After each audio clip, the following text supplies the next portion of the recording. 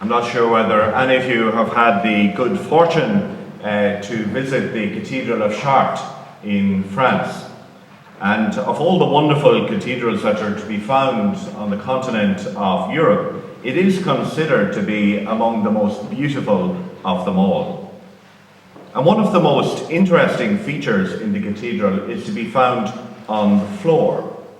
A huge labyrinth is marked out at the centre of the nave since about the 12th century. But that wasn't as unusual as you might think. In fact, most medieval churches had a labyrinth somewhere on the floor, whether it was quite a small one or maybe a very large one, depending on the size of the church. But a lot of those labyrinths were removed from medieval churches over time. Now, the reason that they were included in the design of so many churches at that time is that they symbolized the long, winding path through life towards heaven and towards salvation. And the winding path mirrored the pilgrimage that all of us are on through life. It is a pilgrimage which involves many, many twists and turns. Those of you who have any experience of life at all will know that there are many twists and turns on the road. But it will, that road, eventually, if we are true to our calling, if we are committed to our faith, lead to heaven and to the eternal vision of God.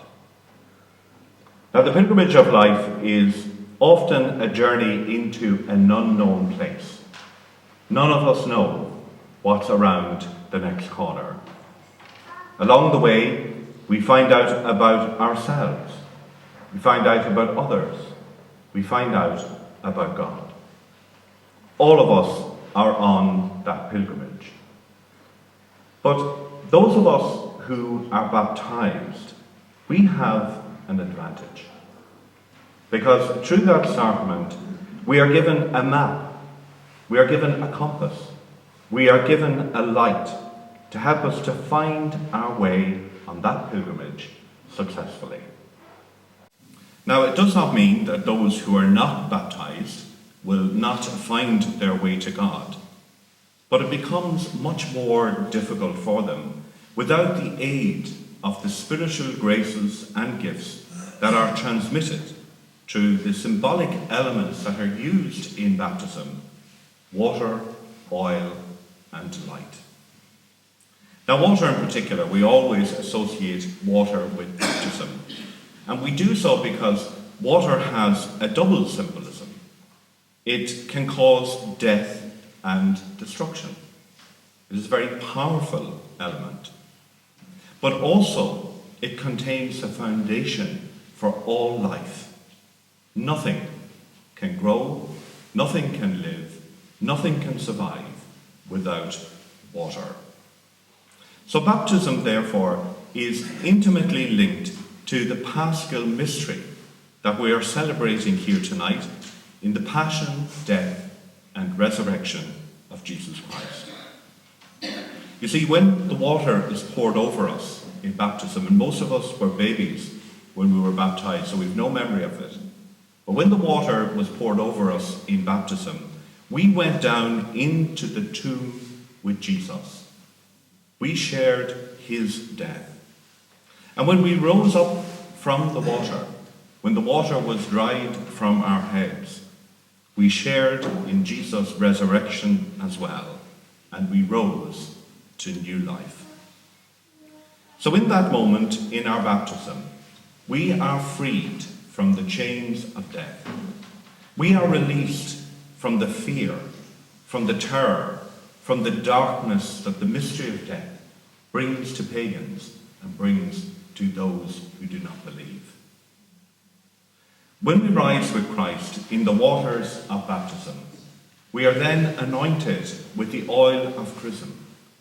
And through that symbolic action, we are anointed into the role of Jesus Christ, to share in that role as priest, as prophet, as king.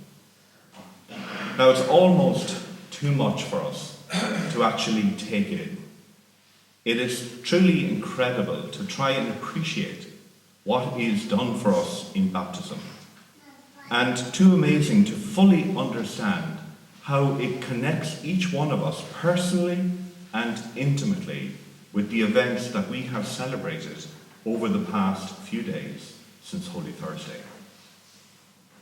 Now, when we leave this church tonight, the pilgrimage of our lives will continue.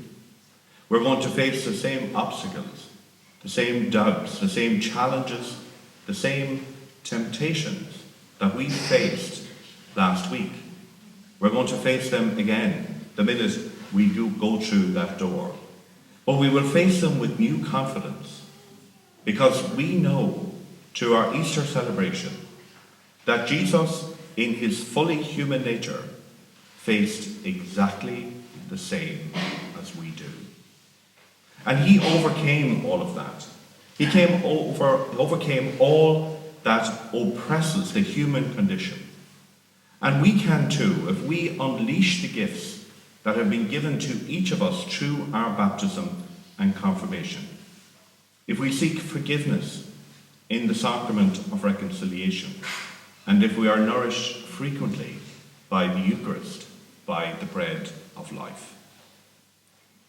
So on this Easter night, we should rejoice in our baptism, in our membership of the church. But unfortunately, that's not the attitude of a lot of people in our country today.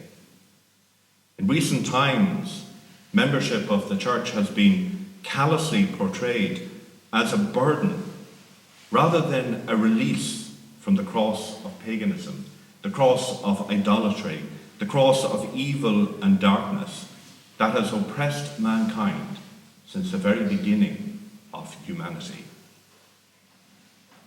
As Bishop Paul Dempsey outlined during the week in an article in the Irish Catholic, that Ireland likes to think it has moved away from some sort of imagined Catholic oppression in the past. He says, however, and I quote, that this new sense of liberation has not brought with it a sense of fulfillment that was anticipated in the process.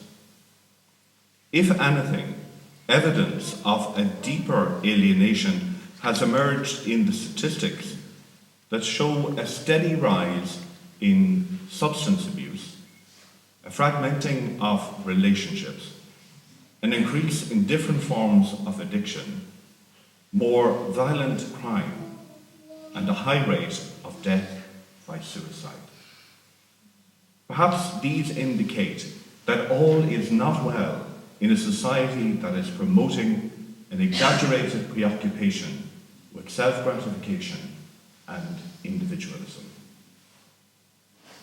So developing a deeper appreciation of our baptism and its promise of a share in the resurrection of Jesus will provide each of us with the solution, the remedy to the culture of death that has seeped into our society and attempted to take away our dignity and indeed our rights as human beings and as sons and daughters of God.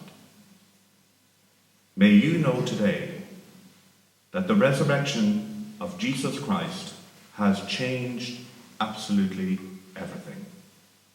And if you believe, if you have faith, nothing, not even death itself, will ever rob you of your joy and of your hope.